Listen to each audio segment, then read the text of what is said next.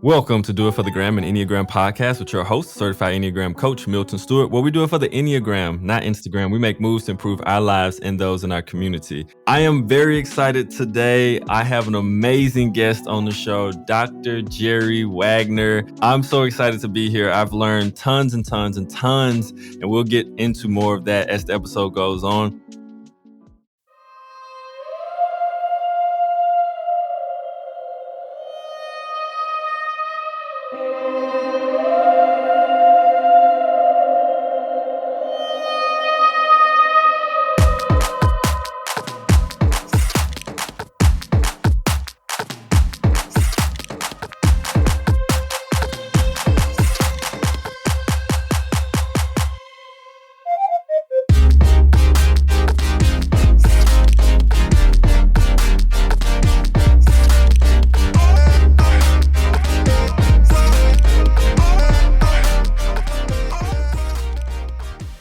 Finding help for your mental and emotional struggles can be challenging. With so many barriers like cost, and even feeling safe looking for a counselor can be tricky. So I know it's hard. And the worst part is you really don't have the time or mental space to be trying to figure out how to find a counselor when you're having personal struggles. So thanks to BetterHelp, they are built on making counseling accessible, affordable, convenient, so that anyone who's having struggles in their life can actually get the help they need at any time and anywhere, which is so important, especially now.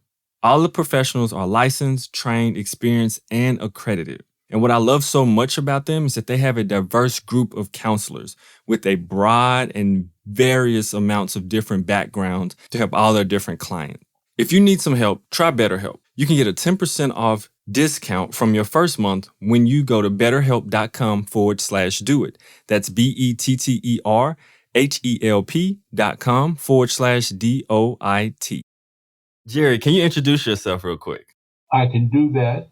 I'm Jerry Wagner. I'm a clinical psychologist, and I was recently honored by being named an honorary founder of the International Enneagram Association, partly because my dissertation was one of the very first written descriptions of the Enneagram types. Unlike most dissertations, it was never published, and so other people who had published books on the Enneagram were the original founders, but then I slipped in.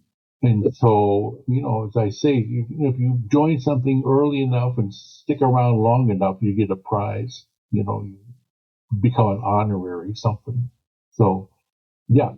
Well, I taught in the psychology department at Loyola University in Chicago. I've retired just in time, right before the pandemic hit.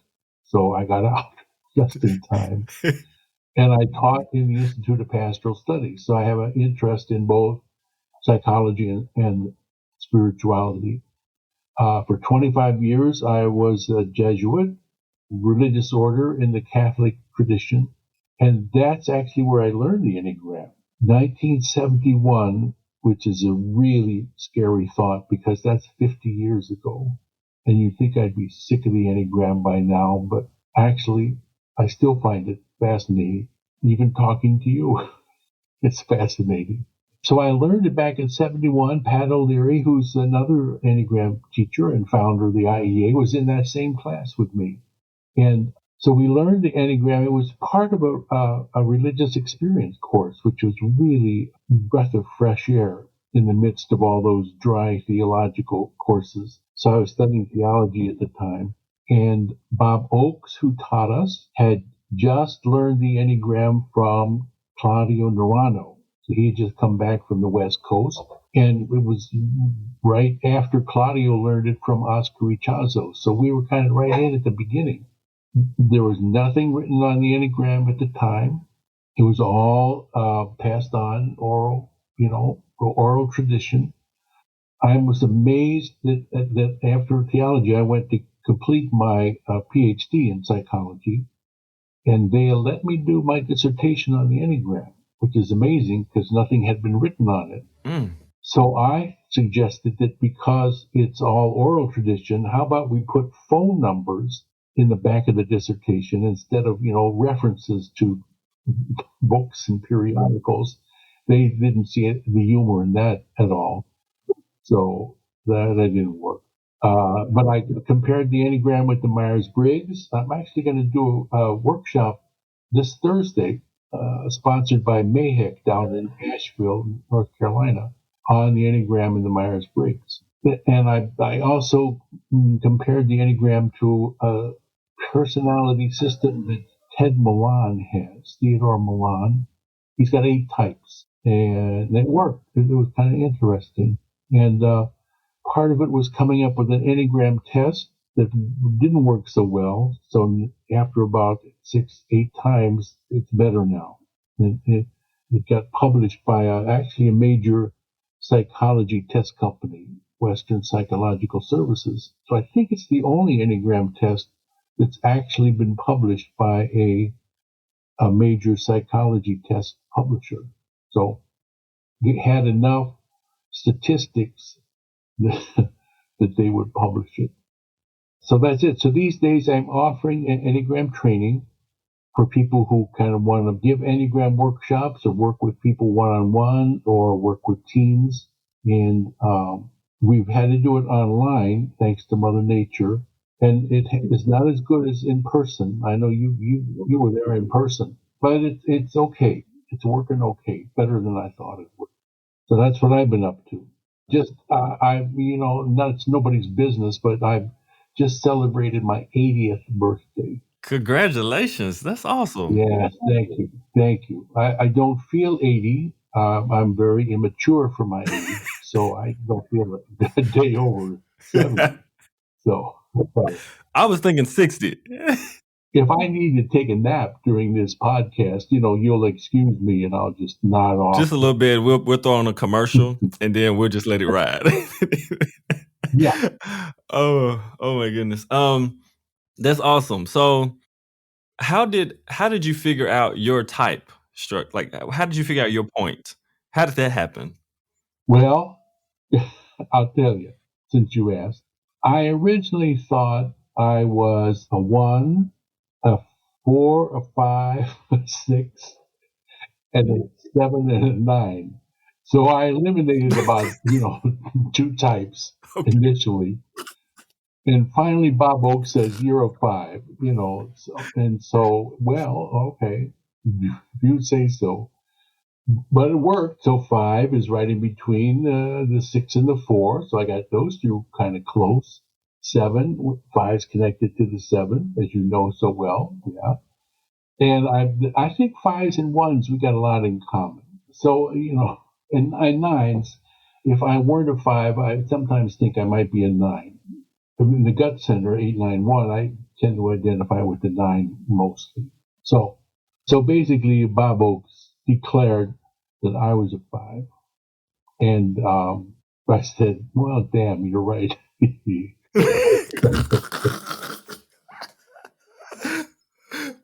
And so did it click? Is that the moment it clicked, or was it like you started doing some observation of your life and be like, it's like the Enneagram. At first, I didn't think that much of the Enneagram. I was like, well, it's another system like the Myers-Briggs, another personality system. We got a whole bunch of them. But then I really like the way it provides a framework. It's like it gives you little branches to hang the different parts of the personality puzzle on. So I really like the way it kind of allows you to organize parts of yourself.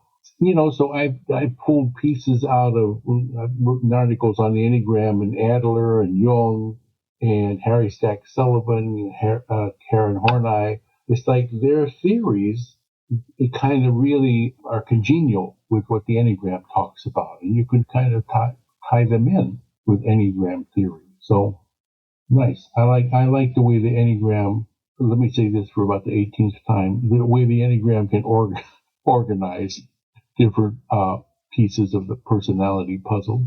So, because I do have a question about that, by the way, the Myers-Briggs and Enneagram. I'm going to come to that in a second. So, what stood out when Bob Oakes said, like, you're a 5? What stood out most to you where you were like, oh, dang. Yeah.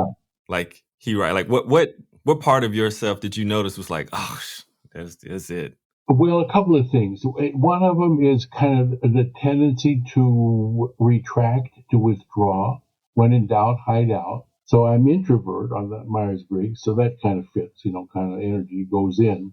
I go in with it. A little bit of, the worldview that the world is intrusive kind of butts into your life, so that's why we back out. And the world can be withholding, so I got to do everything on my own. I can't expect to get anything. I got to get it myself. I like to learn. That made a lot of sense. And there's as much as I hate to admit it, the avarice, which is the vice of the five. I can see that greedy part of me. I forgot, how much are you paying me for this podcast, by the way? Yeah, I'll send the check via Cash App, so just be ready. Yeah, okay, that's right. Good. That's right. I want to get something out of this. Um, yeah, and then just a lot of the other things about the five just kind of make sense. The compartmentalizing and the isolation, which is you have an experience, and instead of feeling and thinking at the same time, you push down the feeling, and only the thought remains. So if you ask a five or me, what am I feeling? I'll tell you what I'm thinking because the feeling's been kind of pushed down. So that fits. Okay, thank you for that. So my next question. So one of my best friends is a five. Okay. KQ. I'm just gonna put his initials out there. So when he listens to this episode, because he'll listen, he loves Myers Briggs, but also because of me, he loves the Enneagram. So what are like maybe what drew you to connecting both of them in the way that they do? Because I know they do fit together. Because he understands, I would say, at a much deeper level than most people. Because most people like talk about Myers Briggs, and I'd be like, that holds little weight to the degree that they like communicate it, like what they know about it. Yeah. But my best friend KQ, he knows a whole lot. Like he be saying stuff, I'll be like, oh, okay, it's something there. All right. So I don't even know if I have a question, but I'm just wondering like your take on it. Like what is the overlap or the connection that they both have and the impact it can have on somebody's life? Well, I knew that Myers-Briggs before the Enneagram. Then I taught it in workshops. So I like the Myers-Briggs. I still like it. I think it has a useful way of looking at the personality. So thank you, Carl Jung and Myers and Briggs. If you do this workshop I'm doing on Thursday, you get the answer to your question. But I see that you're trying to get this for free. Uh, there's a congenial correlation, but not tight enough that you can't predict Enneagram type from Myers-Briggs type and vice versa, because there's just a lot of variation. But there's some consistency. So there's been, I don't know, about a dozen, 15 studies on the Enneagram and the Myers-Briggs, and there's some agreement, but not total. So if you think about it, it's like if you got an extroverted five would be different from an introverted five, which would seem like an abhorrence of nature. How could that be? And yet there are some extroverted fives. Fours tend to be feeling. They are the most feeling people in the universe. And yet a couple, but not very many, came out thinkers on the Myers-Briggs. Again, you think this is an abhorrence of nature.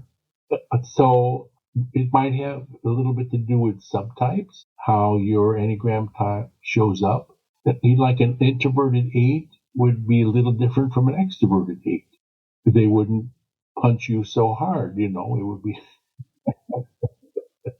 or a perceiving one. So perceiving and judging, judging like it's not a judgmental, but it's like things ordered, scheduled, organized. Ones tend to like that, but a perceiving who's more open, more like a 7, more, let's see different options. Let's see what a lot of different ways of doing this, a lot of different places to go.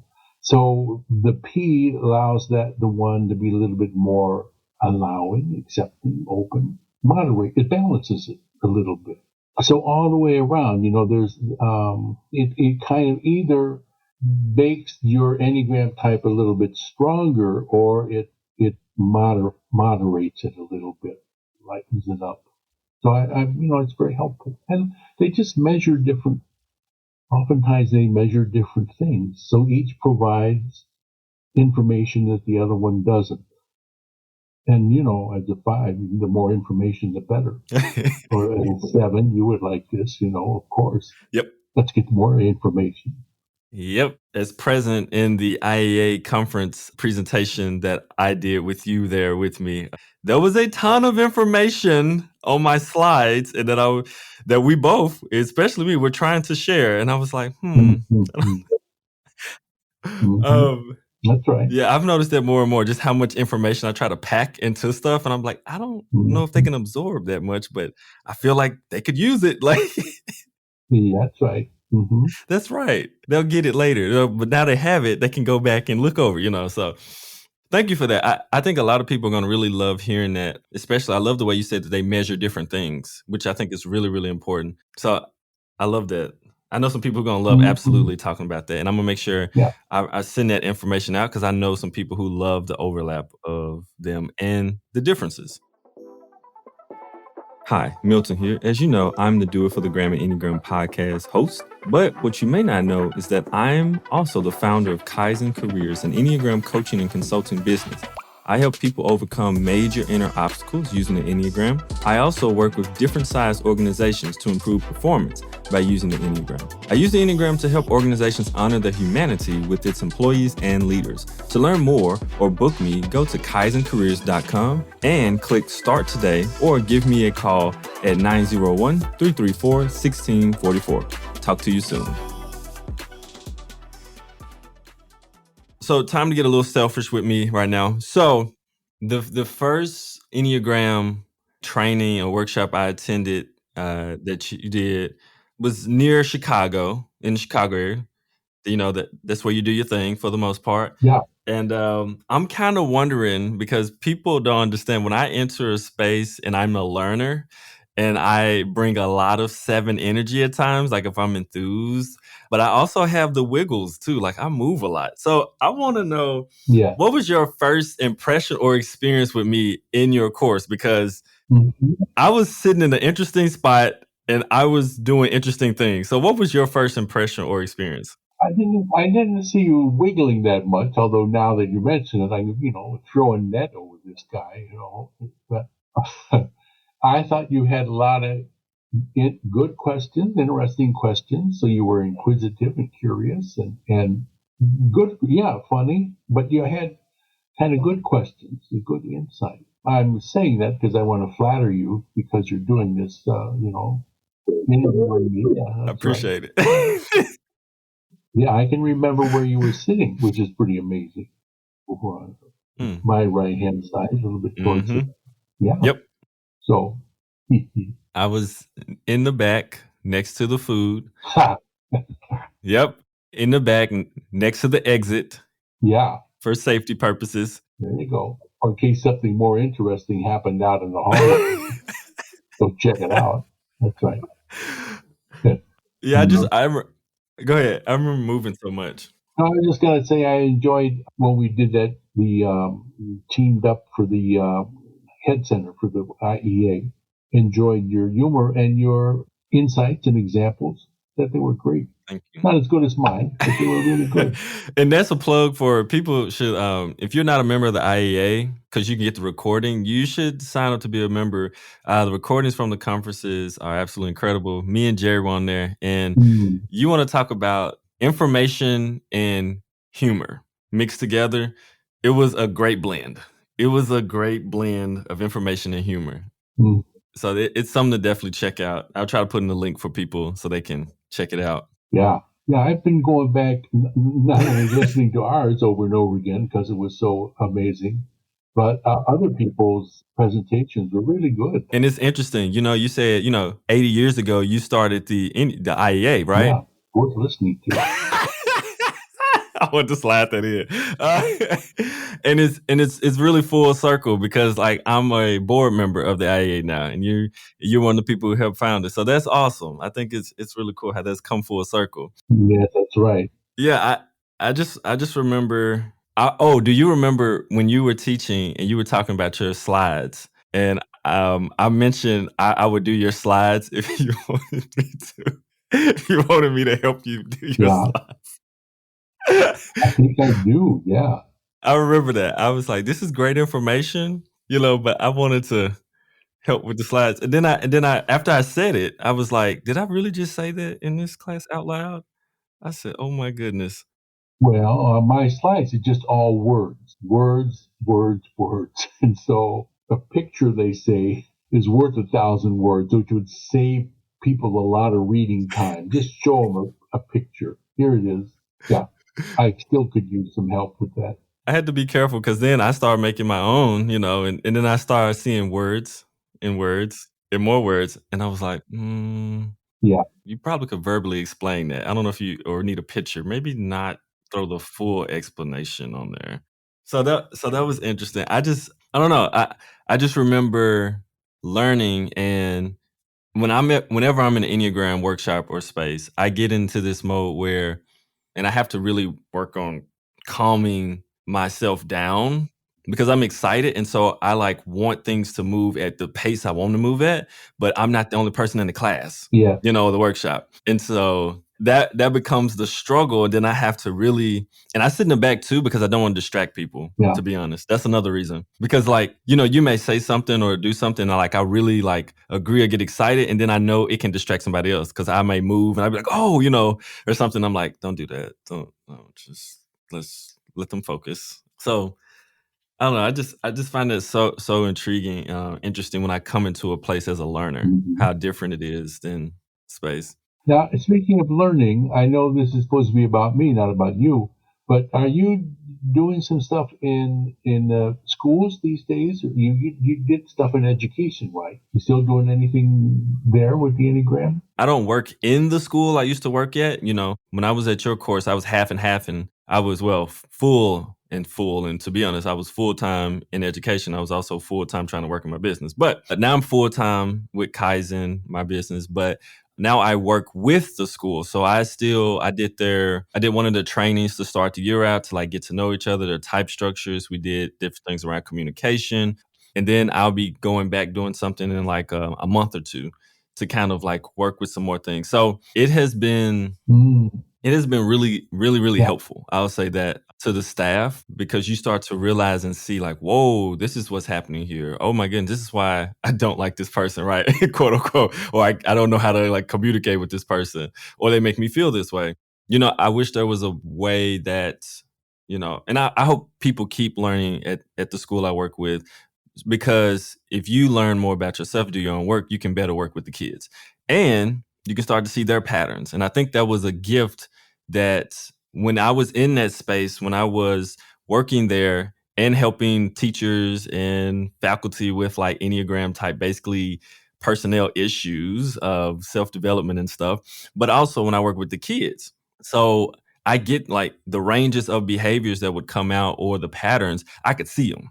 I can connect, and then I could talk to them in a language that they felt they were being seen and heard. So it really worked out well, and I made some really good connections. So I hope that continues for sure. yeah, yeah, yeah. I think there are different teaching styles, different learning styles. So whenever I got bad feedback from my students, I would say, "Well, it's not me. I just happen to be teaching in a way that's different from the way you like to learn." Yeah. Except now, instead of having one class preparation, you have to have 9 class preparations. So you can pitch it to, all 9 styles. Oh my goodness, yes. So as an introvert, I would say, please, please don't put me into a group. Let's just go off on our own and think about this. And maybe twos or threes or other types might say, please, please stop talking. Put us into groups. I want to hash this out with somebody. The different ways of learning. It definitely is different ways, and I know I try to hit like the different centers. At least I could like if I try to hit them in every teaching I do, because yeah, all 9. I mean, it's something I'm still working on for sure. Yeah, Most definitely. Had to connect to each one. There's this center called the heart. really. And though I've worked with, my heart and constantly working with my heart, Hmm. sometimes, connecting in the groups and different things and teaching a style that makes sure that connects with them is one that I have That's right. to continuously work on for sure. Yeah. For sure. Yeah, I remember giving a workshop. No, it wasn't giving a workshop, but well, yes, two things with someone else. And I, of course, came up as a five with the content. Here's what we're going to talk about. And the first course, this person said, the first thing she said is, well, how are we going to work together? Which, of course, never occurred to me. Oh, that's right. That's right. Or fours will say, unless I can connect with you on a feeling level, we're not going to get anywhere. And as the head center would be, well, let's connect on a level of ideas. That's right, exactly right. So it's like two different channels, and the body is God knows where they are. Talk to my gut. It's more of a felt sense, kinesthetic. Right. So you got a little bit of that when you're bouncing around in your seat. You're getting antsy. That's kind of that kinesthetic way of learning. Yeah, learn by doing. That's very true. I mean, I think that's one of the things that you're spot on with, like with the hard types. It's kind of like, okay, so how are we going to relate? What other positions? What things are we going? It's like, whoa! I just wanted to get an idea and do this. Like, what are we? Mm, What connecting relationships and roles? What are we doing here? that's right. But I found it to be very profound, to be of how it works when we actually get those things out of the way. Like this is my thought pattern: get it out the way. That's how I'm thinking about it. Get it out. When we actually take time to get into roles and relationships of what's happening before we engage in group stuff, it actually makes things go much smoother. So I've learned quite a bit, and I've had like different heart types, fours and twos specifically, give me definitely some interesting feedback, even around my idealism. Like I was telling you how I might get excited, or like if I have an idea, it'll show like on my face and my body. And in Zoom meetings, I had a four tell me, they were like, "So I'm glad you have an idea, glad you're excited, but it distracts us from keep going because now everyone knows that you have something you want to say." And I'm like, "Oh, I guess I'll work on that too then. Thank you." I no longer just interject and interrupt people. I stopped that, for a while ago. I thought got that mastered, but apparently I still do it in a different way now. You need a more poker face. You got to hide the reaction to those cards. Yeah, have to come down to my arrow on the five and kind of, Yeah, hmm, that's right. let me write this down before it leaves my brain because I'll have another idea in 3 seconds. Yeah. Yeah, that's right. So That's right. also, so any and everybody who's doing self development or growth work is always exploring. They're always going a little bit deeper, figuring out something. So, Mm. what areas or area are you Hmm. doing some current exploration around either self development, growth, psychology, or the Enneagram? Well, part of it has to do with my age.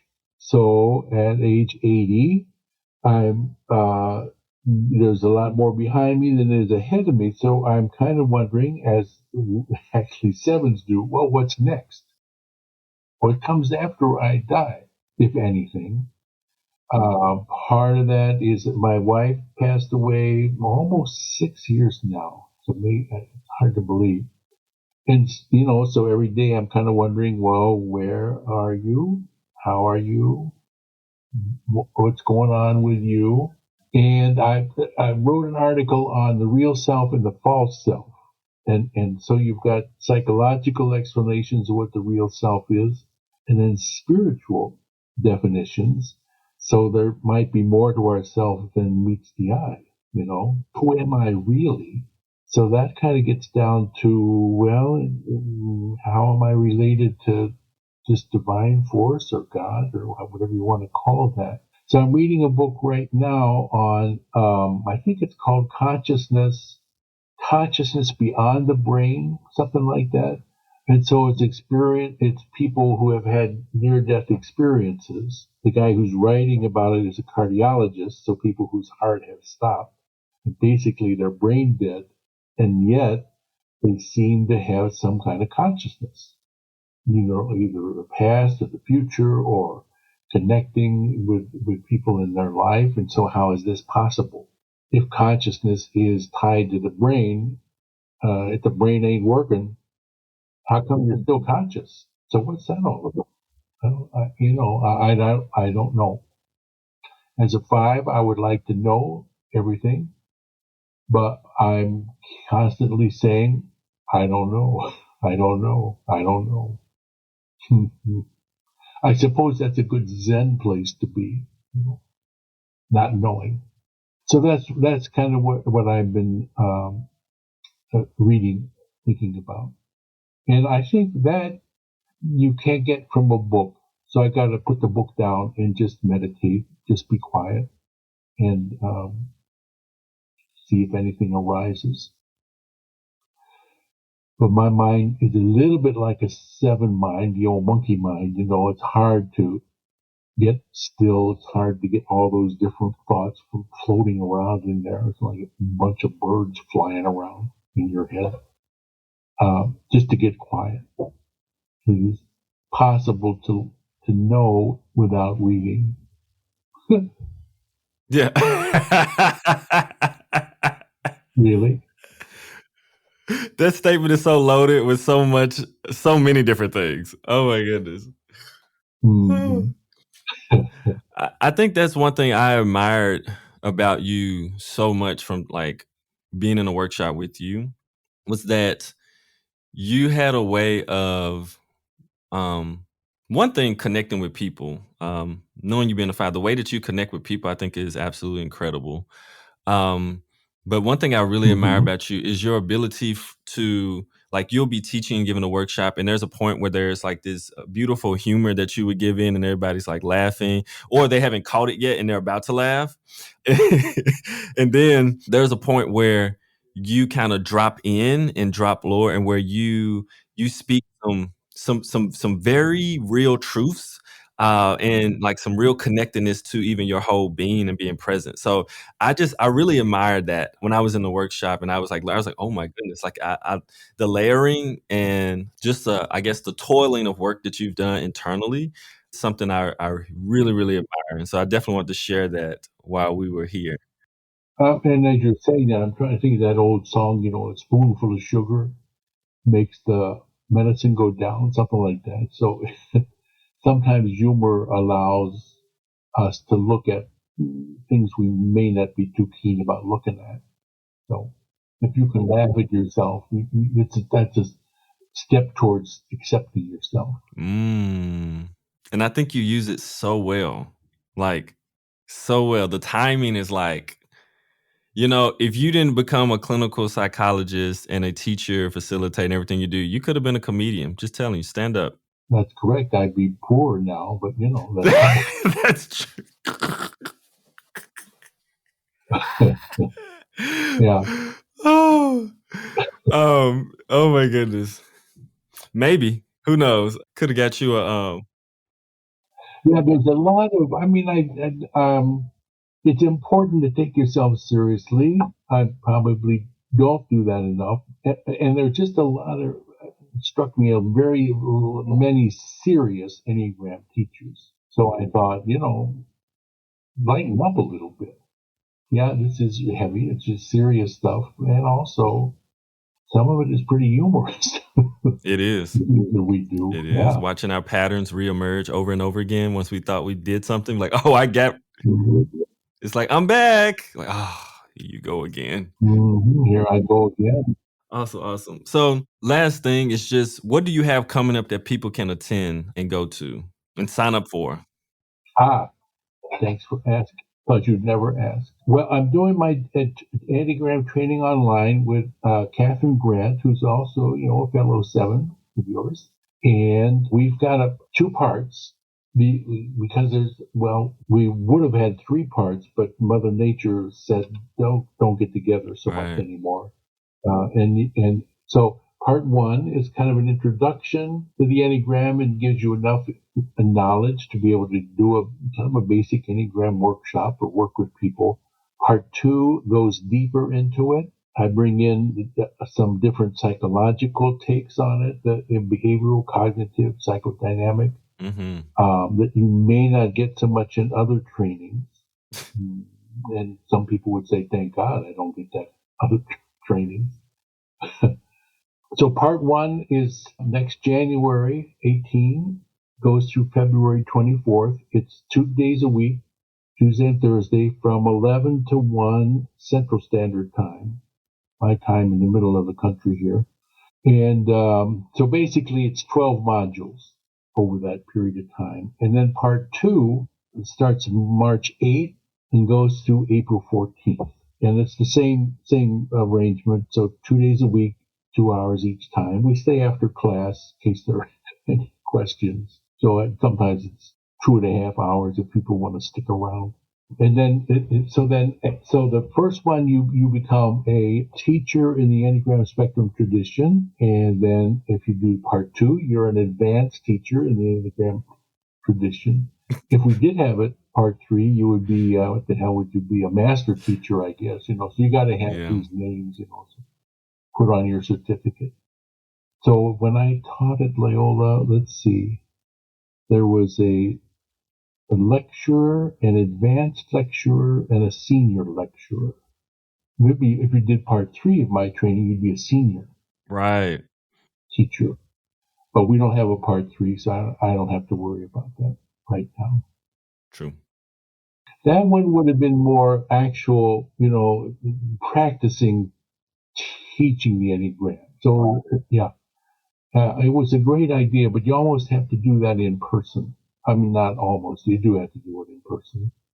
And then you would present, and other people in the class would give you feedback and just learn different ways of presenting the Enneagram, how to do it, how not to do it. So we might eventually be able to do that again.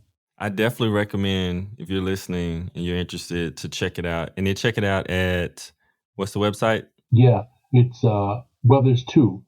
There's one, training.enneagramspectrum.com, or just if you go to enneagramspectrum.com, there's information there and links. Mm-hmm. It's cheap. It's only $695 for each one. Can't beat it. In the world of Enneagram conferencing and workshops, that's a steal of a deal. Like, It's a bargain. Right. it definitely is. That's right. And all you can eat, you get a lot of slides, you get a lot of free books, you get a lot of stuff. And one thing that I'm super fascinated by, because as a seven, me personally as a seven, let me say that I don't always read books fully through. Like, I read what I'm interested in, then I'll be like, I like slide to side. Your book, like Yeah. specifically the one for part two, I read from cover to cover, which I usually don't do, which is because I was so fascinated, and it really helped. Like you said, what you teach and the things you bring in, you don't really get it in other like different teachings around around the Enneagram. And that's what I loved about it. So my brain was like, wonk, wonk, wonk, wonk, wonk, like little Pac-Man, like just eating it up.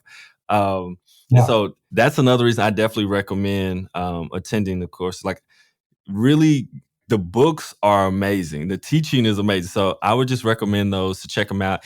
Enneagramspectrum.com, right? All right, to check it out.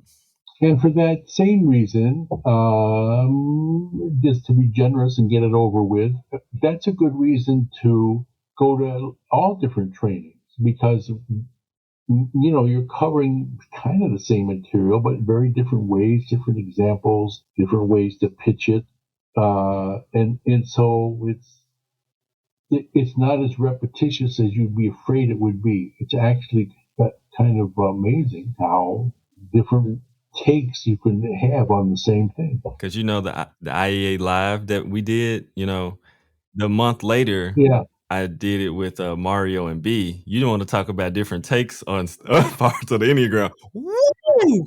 Yeah. Woo! I was like, oh, That's awesome. right. Okay, this is some energy here. All right. Yeah.